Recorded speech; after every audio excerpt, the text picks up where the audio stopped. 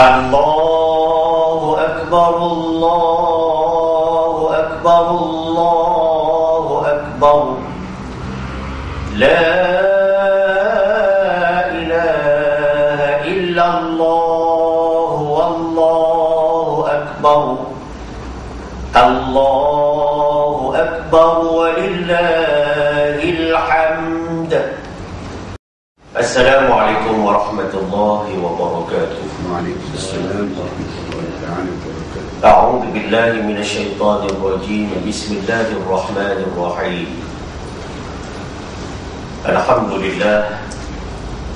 Alhamdulillahilladzi a'azzana al-'ilma wal 'ulama wa faddalahum 'ala katsirin mimman khuliqa. Wassalatu wassalamu ala rasulillah imam al-atqiya wa muallimun nasil khair wa radiyallahu anis sahabah wa tabi'ina wa man tabi'ahum ila yaumiddin wa ba'd. Rabbi shrah li sadri wa yassir li amri wa hlul 'uqdatam min lisani yafqahu qawli. اللهم علمنا ما جهلنا وذكرنا ما نسينا. اللهم أنت ربنا فارزقنا الاستقامة.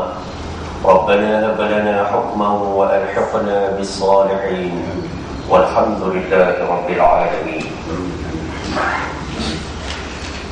Muslimin dan muslimat yang dirahmati Allah Subhanahu wa taala. Alhamdulillah, syukur kehadirat Allah, salawat dan salam wa Rasulillah sallallahu alaihi wa alihi wasallam.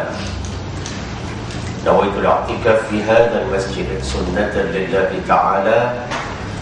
Dan kita bertemu pada kali ini di dalam satu kuliah khas yang akan kita sama-sama bincangkan bersama mengenai satu amalan yang agak dekat dengan kita walaupun agak jarang kita lakukan, yakni 2 kali setahun bila menjelamnya kedatangan Aidul Mubarak, sama ada Aidul Fitri wa Aidul Adha.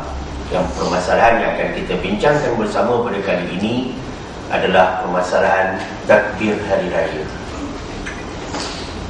Perkataan takbir, ya, daripada kata kabara yakbaru kabran, yang bermakna besar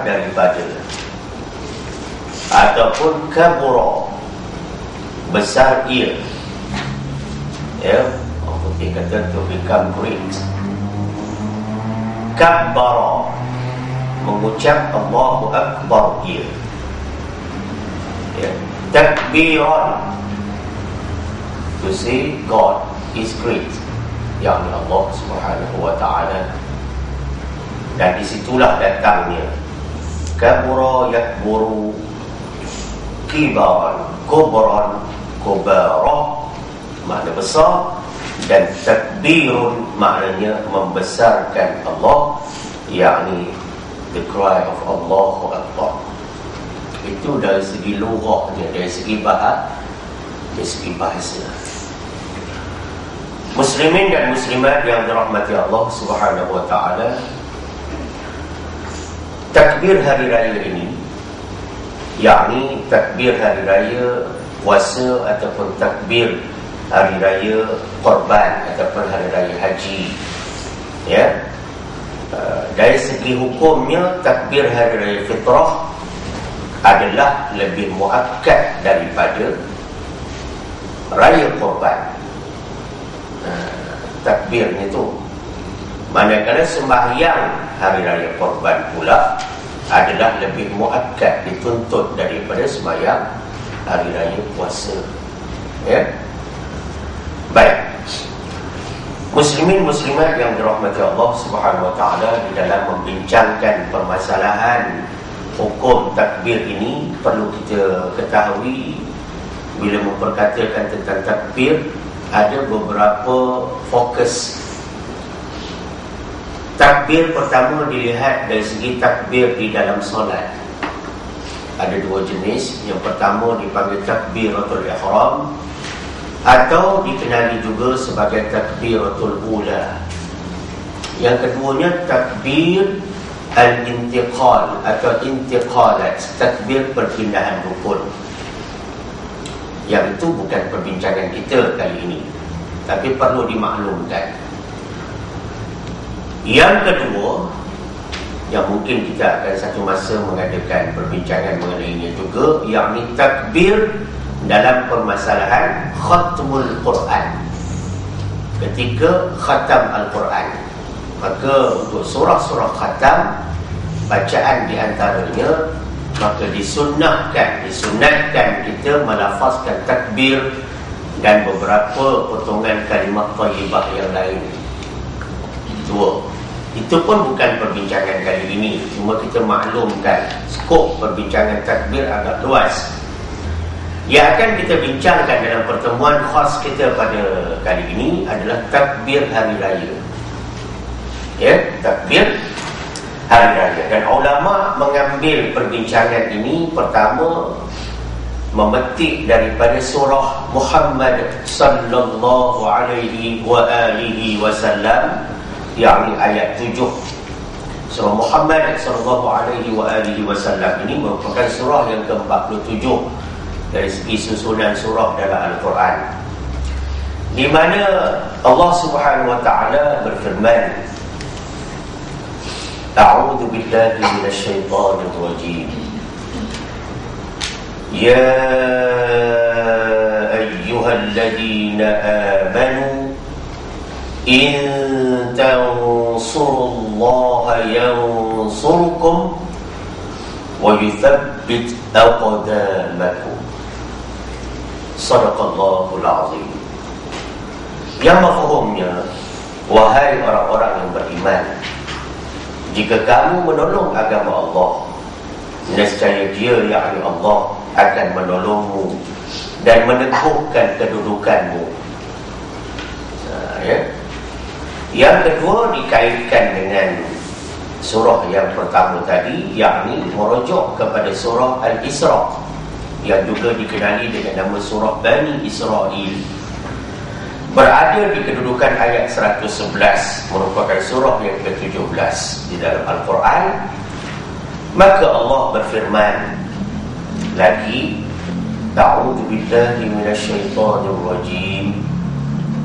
Wa qulil hamdulillahi alladzi lam yattakhidh walada wa lam yakul lahu syarikun fil mulk walam yakul lahu waliyyun minadh-dhulli wa kabbirhu takbira. Sadaqallahul azim. Ada disebut perkataan takbira dalam ayat ini menjadi dalil atau hujjah atau syahid sebagai dalil naqli untuk membicarakan seterusnya mengenai perbincangan takbir ini, di mana firman Allah yang mafhumnya atau kama qala, dan katakanlah segala puji bagi Allah yang tidak mempunyai anak dan tidak mempunyai sekutu dalam kerajaannya, dan tidak mempunyai penolong yakni untuk menjaganya dari kehinaan, dan agungkanlah dia dengan pengagungan yang sebenar-benarnya. Jadi muslimin muslimat yang dirahmati Allah Subhanahu wa taala, itu sebagai dalil ya mengenai permasalahan takbir ini. Muslimin muslimat yang dirahmati Allah Subhanahu wa taala, tentang takbir ini ada sejarahnya. Ya. Ada sejarahnya, yakni dari segi sirah ataupun ungkapan ataupun perkataan-perkataan yang merupakan susunan daripada takbir itu sebenarnya adalah perkataan yang telah dilafazkan ya oleh sahabat-sahabat bersama Rasulullah sallallahu alaihi wasallam sewaktu memenangi satu peperangan di dalam Islam, yang mana mengikut lipatan sejarah tidak ada siapa boleh membohongi sejarah, saudara. Di zaman Nabi SAW, maknanya semasa hayat baginda SAW, diberitakan, diriwayatkan memimpin sendiri peperangan sebanyak 19 kali mengikut satu pendapat, ataupun lebih daripada itu ya, iaitu dalam masa baginda SAW melaksanakan perundangan Islam, yakni syariat Islam, setelah berhijrah ke kota Madinah Al-Munawwarah. Ada juga yang menyatakan bahawa peperangan yang dipimpin oleh baginda sendiri berjumlah 26 ataupun 28 kali. Itulah banyaknya kita lihat pengorbanan baginda dan sahabat semata-mata untuk mendaulatkan Islam, semata-mata untuk mensyiarkan Islam di atas muka bumi Allah Subhanahu wa taala. Dan dalam barisan peperangan tersebut, maka ada satu peperangan yang dinamakan atau dikenali dengan nama peperangan Al-Ahzab. Sebab itu kalau kita hayati takbir, ada disebut perkataan Al-Ahzab ya. Dia ni termasuk dalam peperangan yang dikategorikan sebagai istilah qital atau harb, yakni peperangan bertempur, peperangan secara pertempuran yang berlaku di antara Nabi SAW beserta kaum muslimin menentang orang-orang musyrik dan orang-orang Yahudi. Kita kena tahu sirah, yang ni sejarah, tuan-tuan, supaya lafaz yang kita akan sebut atau kita laungkan dalam takbir mempunyai roh sebutan, bukan sekadar dilagu-lagukan saja ya, tapi roh daripada amalan lisan ini. Takbir ni amalan lisan yang mana disebut di dalam kitab Haqqut Tilawah, di antaranya adalah merupakan wahyu ilahi yang ia di antara perkara yang dituntut mentajwidkannya. Satu aspek penting. Kitab yang dikarang oleh 3 ulama Syria ini menegaskan ada beberapa perkara dalam bentuk ibadah lisan ini yang wajib ataupun dituntut kita melafazkannya, melaungkannya, menyebutnya dengan bertajwid, maknanya dengan elok sebutan, dengan betul sebutan, dengan tepat sebutan. Nombor 1 adalah bacaan Quran. Nombor 2 azan dan iqamah. Nombor 3 talbiyah hajj. Nombor 4 itulah dia takbir. Ini di antara ibadah lisan yang mau tidak mau wajib ditajwidkannya, bukan sekadar dihafal, diketahui perkataannya, tetapi wajib disebut dengan betul, berhenti pada suku kata, ayat, perkataan yang betul. Itu merupakan tuntutan tajwid dan fasahah untuk 4 atau 5 perkara tadi. Maka sebelum kita lanjutkan bicara dalam permasalahan takbir ini, eloklah sebagai rujukan. Kadang-kadang bagi Datuk ada orang ni nak tahu dapat mana fakta-fakta ni, modalio saja ke, atau mendengar pada orang berkoyak itu sini-sini. Tak, kita punya rujukan tertentu. Di antara rujukan yang kita guna pakai sebagai syahid, sebagai bukti bicara takbir ini, nombor 1 ialah kitab yang dinamakan Al-Fiqhu 'ala al-Madzahib Al-Arba'ah, jilid yang pertama, muka surat 357. Ini kitab yang membicarakan 4 mazhab yang disusun oleh lajnah jabatan kuasa yang merupakan ulama-ulama Azhar, saf kepimpinan Azhar dulu. Dan kitab ini menjadi rujukan hingga ke akhir zaman. Dan inilah juga kitab waktu saya mengaji pondok dengan tuan guru di Kelantan dulu. Alhamdulillah, satu rezeki ilmu. Kemudian kitab Hasyiah I'anatul Talibin, jilid 1, muka surat 303. Saya kena sebut ini tuan-tuan sebab tak ramai orang bila bicara ilmu nak sebut bahan-bahan rujukan. Dan sebut ni bukan untuk show off, tapi untuk sharing. Kitab ini merupakan satu lagi dia punya regu dia, I'anatul Talibin juga, jilid 1, muka surat 262, merupakan kitab-kitab karangan ulama Syafi'iyah. Dan kalaulah orang kita, ulama kita pergi mengaji di Makkah Al-Mukarramah, maka kitab ini disyarahkan di tiang-tiang Masjidil Haram untuk mereka yang ingin mendalami permasalahan syariat Islam menurut mazhab Imam Syafi'i. Inilah kitab ini. Ada 4 jilid kitab asas ini. Kitab kuning Arab. Kita ingat kitab kuning Melayu je, kitab kuning Arab. Seterusnya rujukan berikut, rujukan yang keempat, As-salatu 'ala al-madzahib al-arba'ah. Muka surat 174. Ini dia merupakan khulasah, kesimpulan hukum semayang mengikut mazhab yang 4. Kemudian kitab yang dinamakan Bughyatul Tullab, muka surat 233. Dan kitab Hasyiah Al-Bajuri ala Ibn Qasim Al-Ghuzzi, oleh Al-Allamah Syekh Ibrahim Al-Bajuri, jilid 1, muka surat 228. Dan kitab yang berikutnya Bidayatul Mujtahid wa Nihayatul Muqtasid, jilid 1, muka surat 161. Dan disokong padu oleh kitab Fathul Wahhab dan kitab Manhaj ataupun Minhaj Imam An-Nawawi. Jadi muslimin muslimat yang dirahmati Allah Subhanahu wa taala, rujukan-rujukan ini penting. Sebab dari segi pengalaman, bukan semua fakta berada dalam satu kitab. Kalau nak kata kitab yang lengkap, agak susah kita nak kata kitab yang lengkap. Melainkan kitab-kitab karangan ulama, Allah beri kelebihan kepada ulama-ulama saling melengkapi antara satu sama lain. Sebab tu kalau tuan-tuan nak cari bab semayang jamak dan qasar dalam satu kitab yang nak kata lengkap, nampaknya belum ada lagi nampak.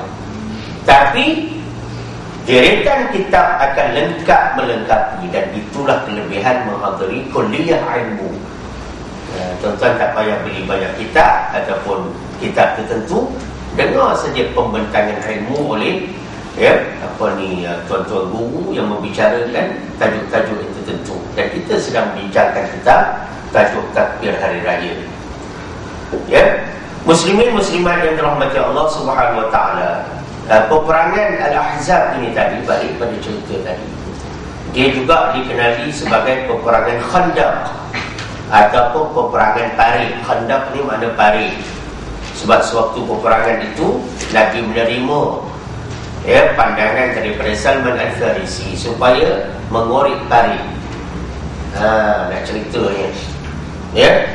Dan peperangan ini berlaku tempatnya di kota Madinah Al-Munawwarah, bandar bercahaya. Bila? Tanggalnya bulan Syawal tahun ke-5 Hijrah bersamaan 626 Masihi. Di mana kekuatan tentera Islam pada ketika itu, saudara yang dirahmati Allah Subhanahu wa taala, kekuatan tentera Islam 3,000 orang sahaja. Di mana tentera berkuda tak lebih daripada 37 orang. Itu di pihak Muslimin.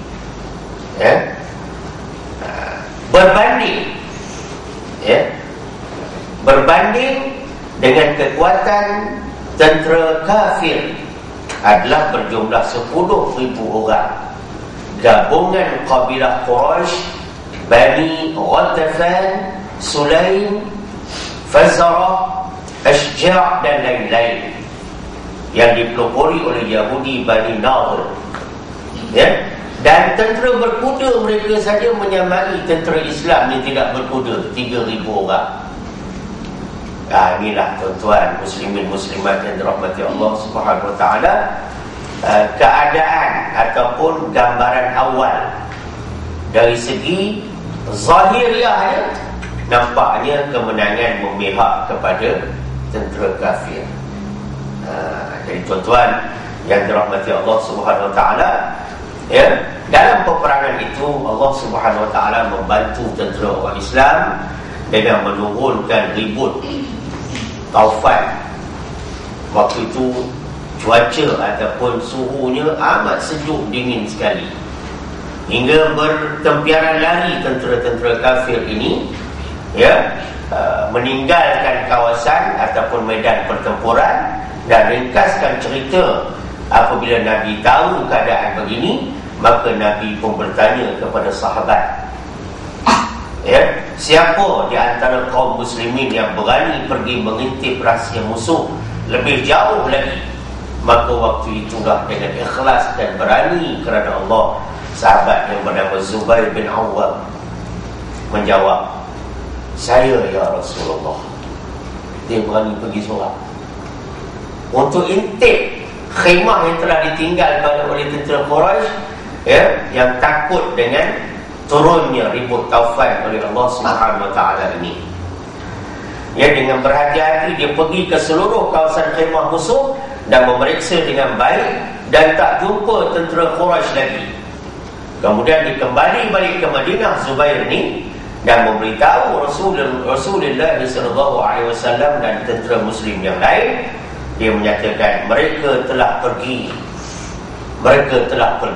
kata Zubair kepada Rasulullah sallallahu alaihi wasallam dan sahabat-sahabat anggota tentera yang lain.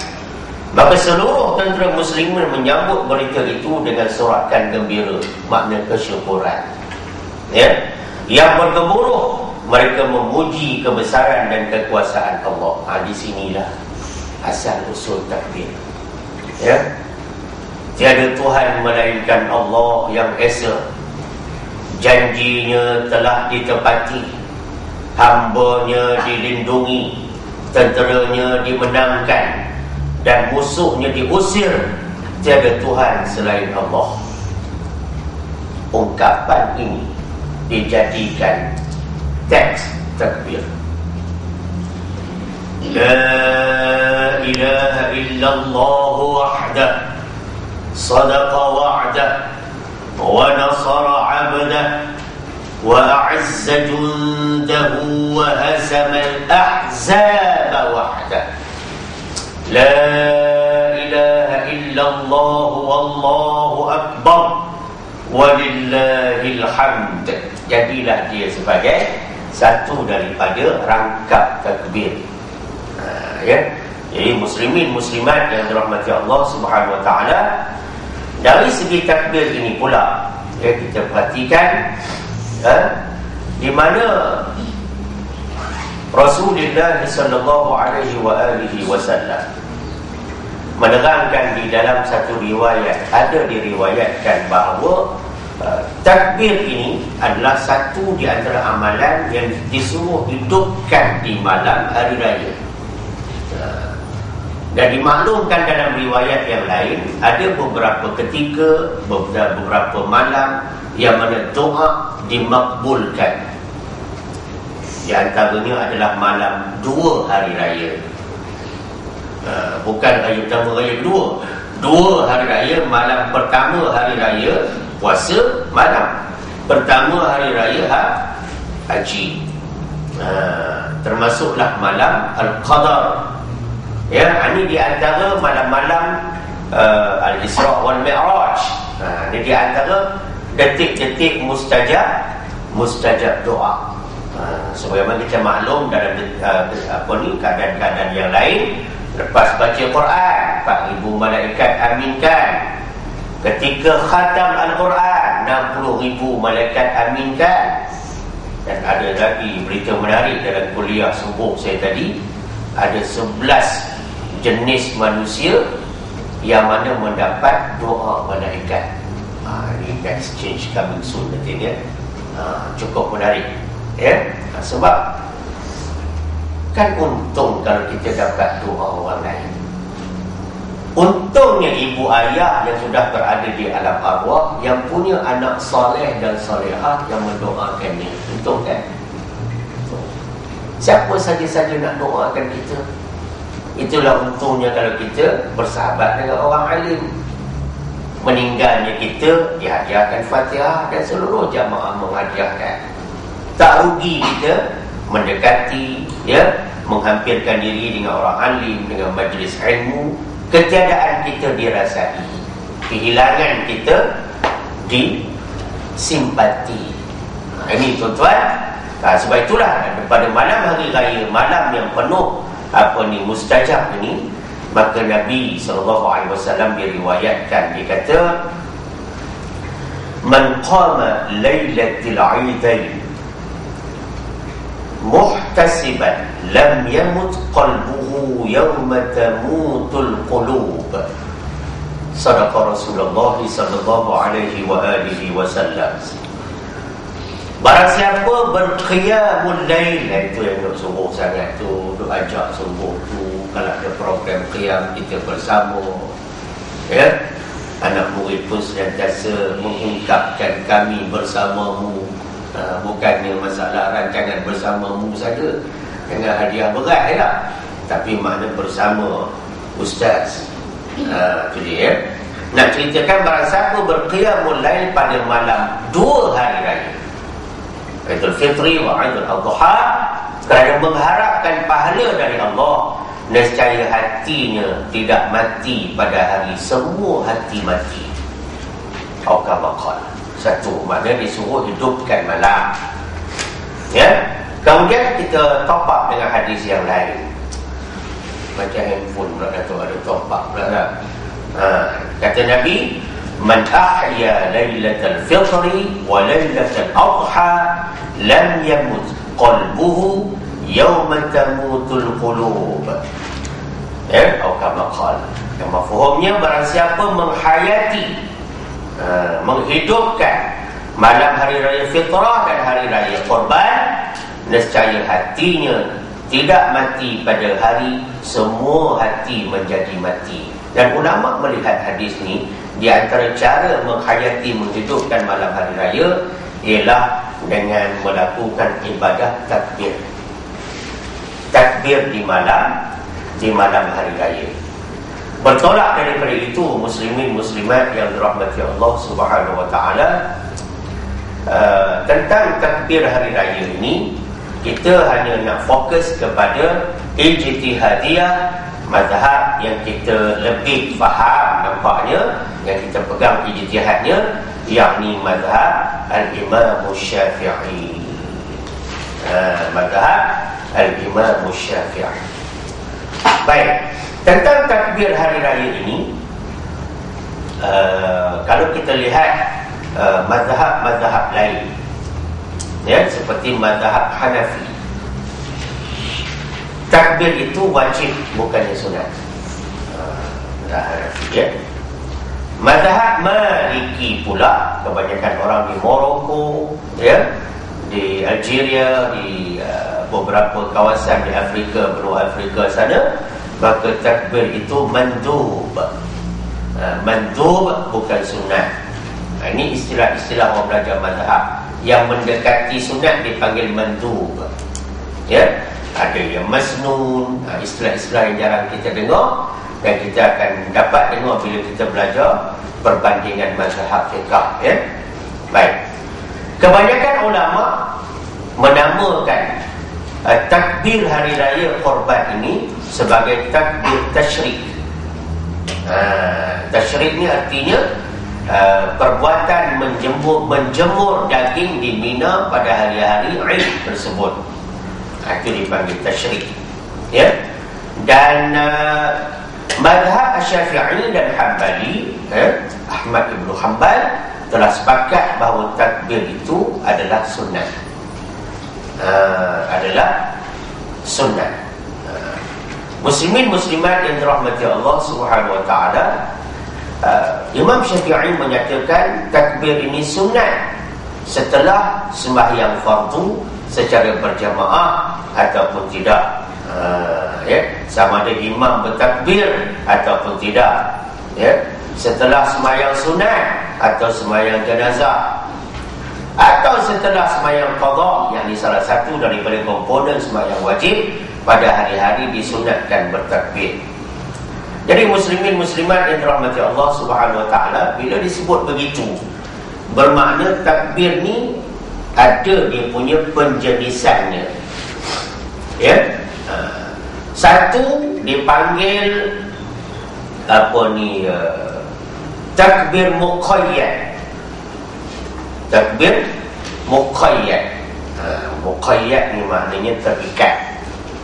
Takbir muqayyad ini ada pada hari raya puasa fitrah, Aidul Fitri, dan ada pada hari raya Qurban, Aidul Adha.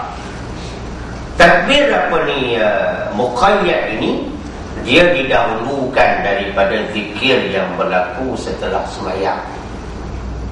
Dia maknanya masa melaksanakan takbir muqayyad ni, iaitu daripada setelah diketahui dah tengok anak bulan ke secara hisab, ru'yah dan sebagainya, esok hari raya. Lepas maghrib, orang bantu maghrib, orang tengok anak bulan dan diisytiharkan oleh pemegang mohon besar raja-raja yang cukup sentimental tu, ya, orang yang paling popular satu Malaysia, dialah, ya.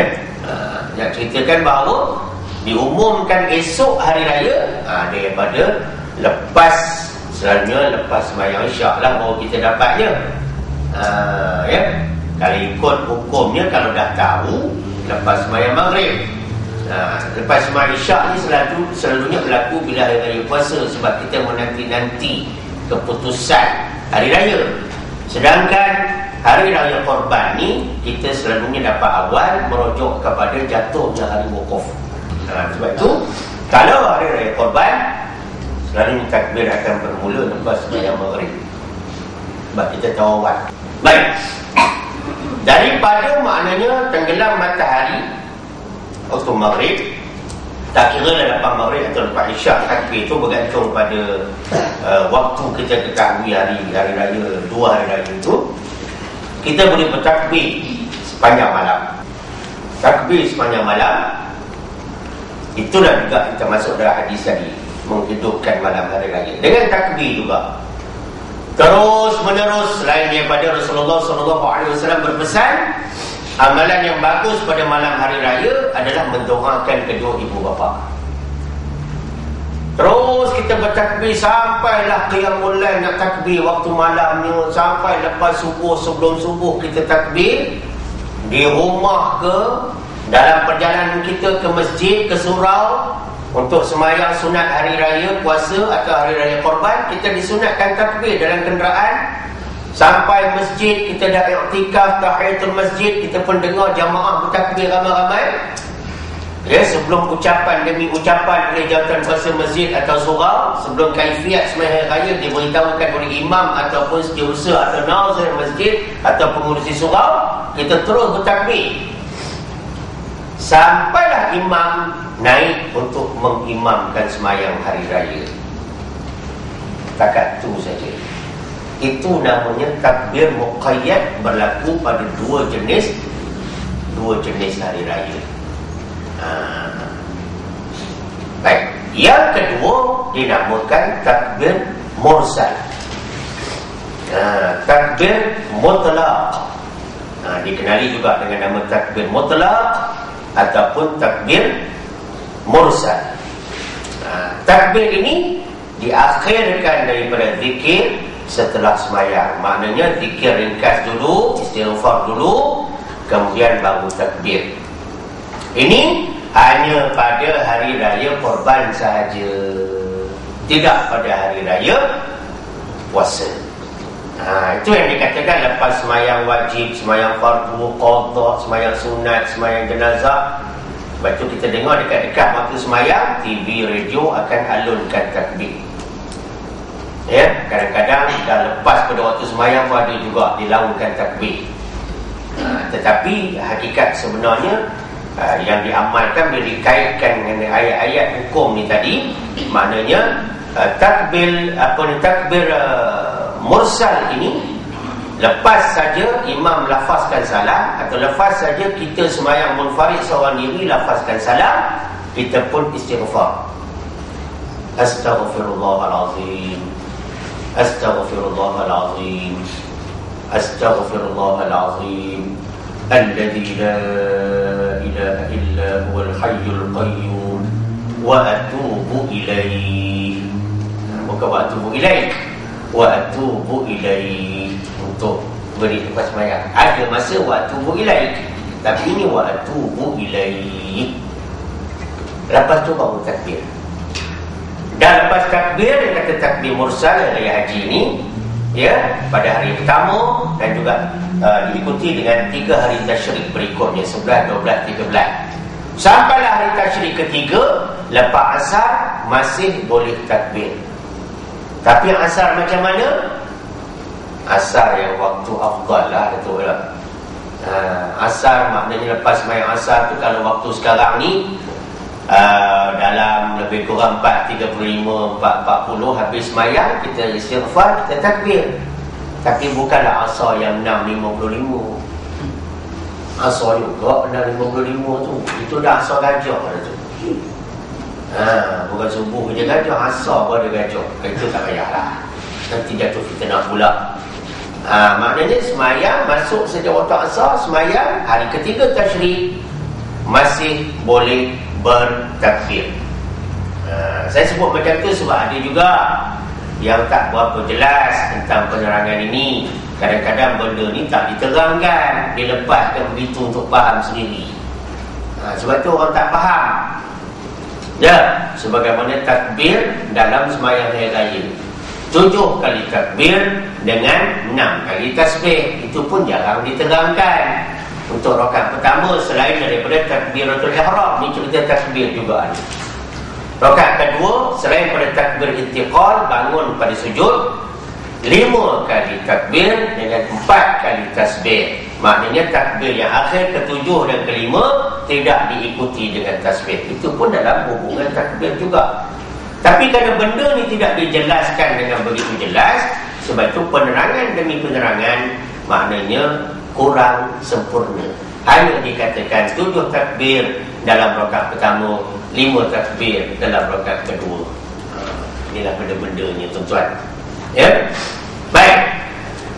Nak ceritakan bahawa bila sudah istighfar tadi, barulah bertakbir. Lepas bertakbir, barulah kalau kita nak tambah dengan wirid tasbih Fatimah. Apa tasbih Fatimah? Subhanallah 33, Alhamdulillah 33, Allahu Akbar 34. Itu nama tasbih Fatimah. Nanti orang kata tasbih Fatimah tak buat ke? Benda kau tasbih Fatimah bukan tasbih Khadijah. Tak, tasbih Fatimah tu padahal tu buat semua. Tapi kita hanya kadang-kadang kita ni tahu istilah, tak tahu benda. Kadang-kadang kita buat benda tak tahu istilah. Ini hebatnya orang Melayu Jawa banyak. Ya, hebat. Jadi makna lepas pada wirid barulah kita doa. Maknanya bagi salam, istighfar, takbir, wirid ringkas, doa. Tapi kalau kita tak jelas benda-benda macam ni, ada juga yang jadi imam tu Datuk, lepas pada salam dia wirid panjang, lepas pada wirid dia doa, lepas pada doa baru dia buat takbir. Orang dah bangun dah, duduk balik. Bila duduk balik dia mari tak ikhlas tu. Dia doa takbir, dia doa. Aku keluar tubik kan, nampak aku tak faham. Duduk pun muka la ilaha illallah, bawah sikit pada muka lembu yang nak dikorbankan lepas tu. Muka marah nak takbir. Sebab apa? Teknik tak betul. Orang tidak takbir lepas doa. Orang takbir sebelum doa. Sama ada sembahyang berjamaah ataupun sembahyang munfarid, sembahyang seorang diri. Di masjid, balesah, surau, ataupun di rumah atau musalla, tempat sembahyang, di tempat kerja. Takbirlah selepas yang dinamakan sembahyang, walaupun sembahyang tu kaifiatnya lain.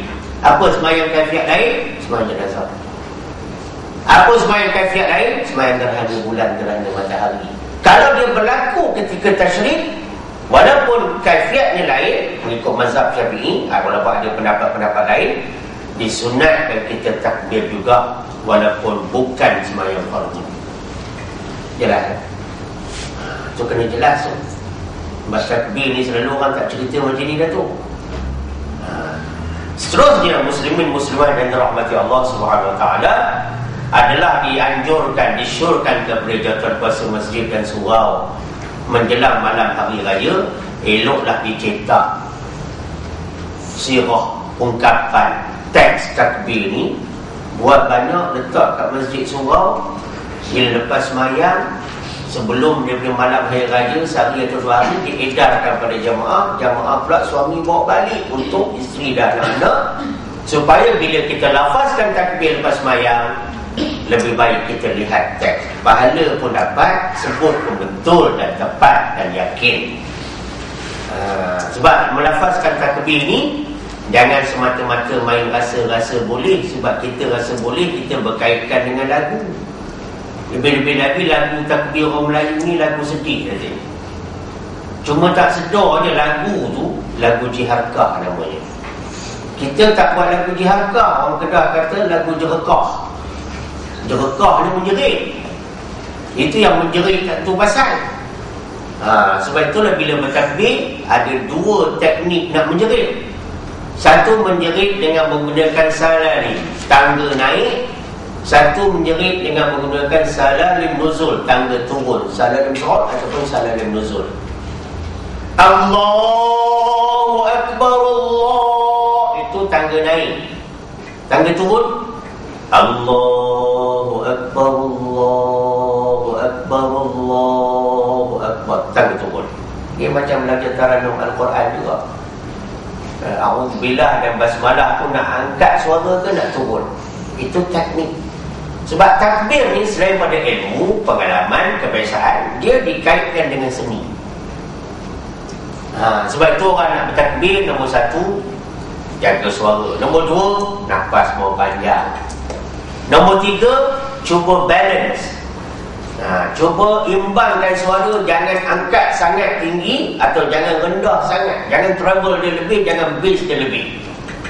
Kalau angkat suara tinggi jadi masalah. Makmum nak ikut nanti terbuntang dibaca.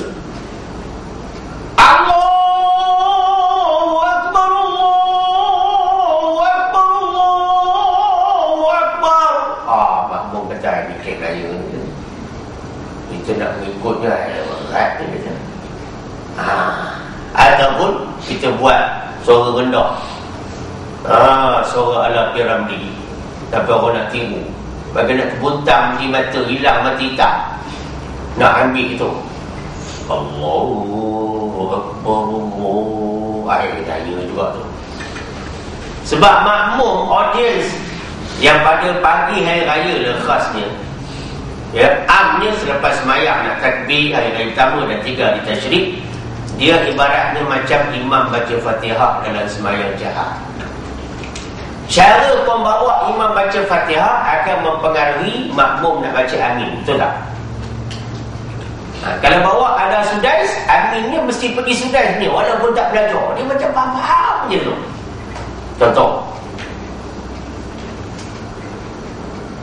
Siratal ladzina an'amta 'alaihim ghairil maghdubi 'alaihim waladdallin.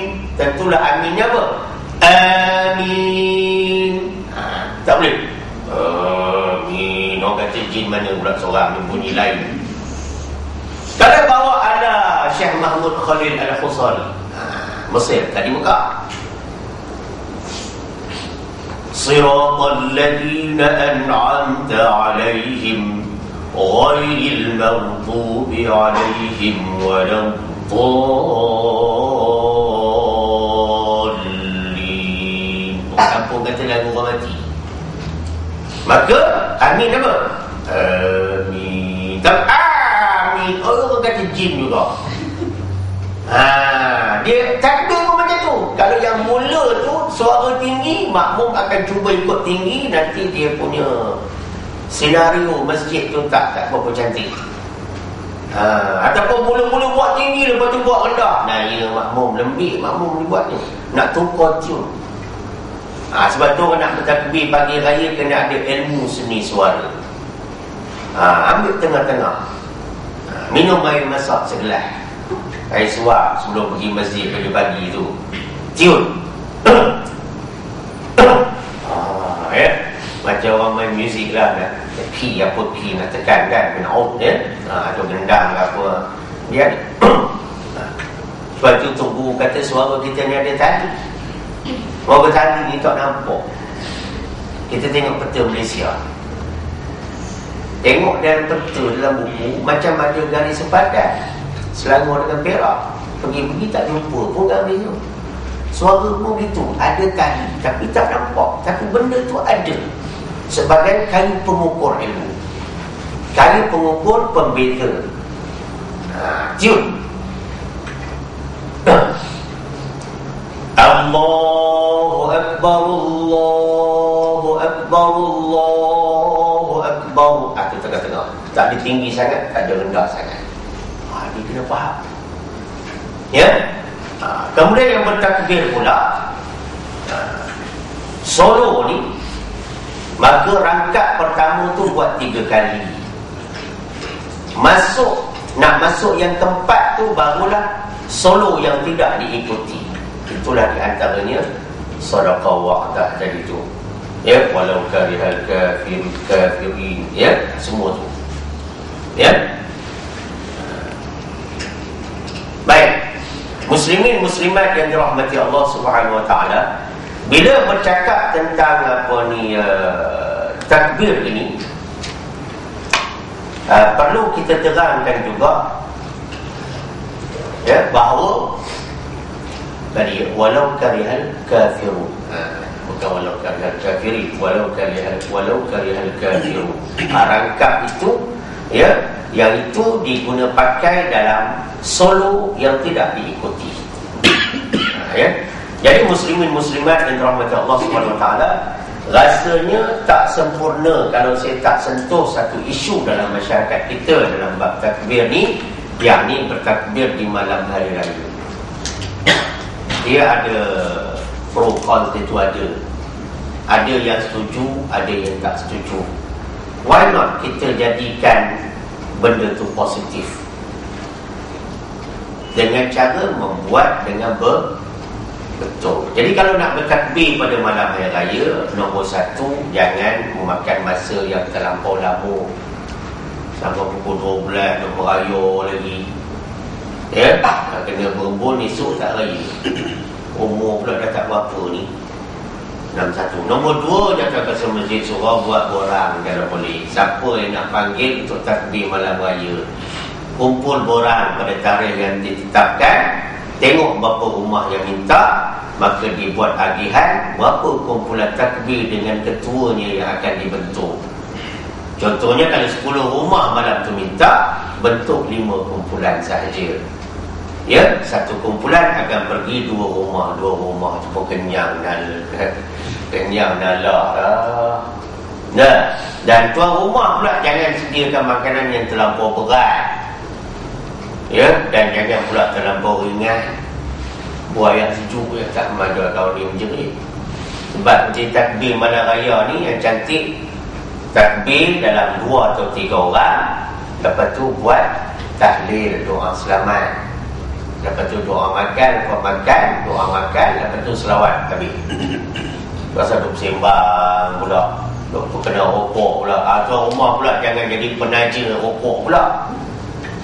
Ni dah buat elok dah. Lepas tu selit dengan benda-benda haram. Tak maulah. Tuan rumah pula jangan duk sibuk di dapur dengan pinggan mangkuknya, bising dengan tak tutup auranya, dengan tidak sertai doa selamat dia tak mau. Semua mesti menghormati majlis. Jadi maknanya kita buat agihan, kumpulan-kumpulan yang nak bertakbir supaya benda ni tersusun. Tak adalah makna meraya tak tentu arah sampai terlupa rumah mana nak pergi. Banyak sangat. Lama-lama ada satu rumah pintu pagar terbuka. Dia kata ni dah rupa macam Alibaba dengan 40 penyamun pula. Tapi rumah terpa sana, terpa sini. Banyak sangat dalam list tu. So tak usah banyak-banyak. Satu kumpulan pergi 2 rumah cukup. Tak usah duk sembang bukan-bukan tak mau. Habis tu pergi rumah kedua, lepas tu balik. Dia begitu. Kalau nak buat, itu caranya takbir malam raya adalah diharuskan. Tapi dengan tidak ada persediaan, yang teks pun tak bawa, dengan pergi meraya, merata-rata apa semua dengan tuan rumah yang paling akhir yang naik. Dia kata bila nak sampai pokok masjid ni dia dah sup tu sampai naik beku macam Lailatul Qadar lah. Dah ayat teh pun dah nampak apa ni, macam berkeladak lah. Tak mau. Saat ni yang paling naya pun rumah yang paling akhir lah. Sebab tukang takbir suara dah tak keluar, bunyi suara kecil serati. Dia kata tak baloi aku bagi makan yang paling sedap di antara 10 rumah. Hampa takbir lebih kurang kat rumah aku. Takbir sambil menguap betul.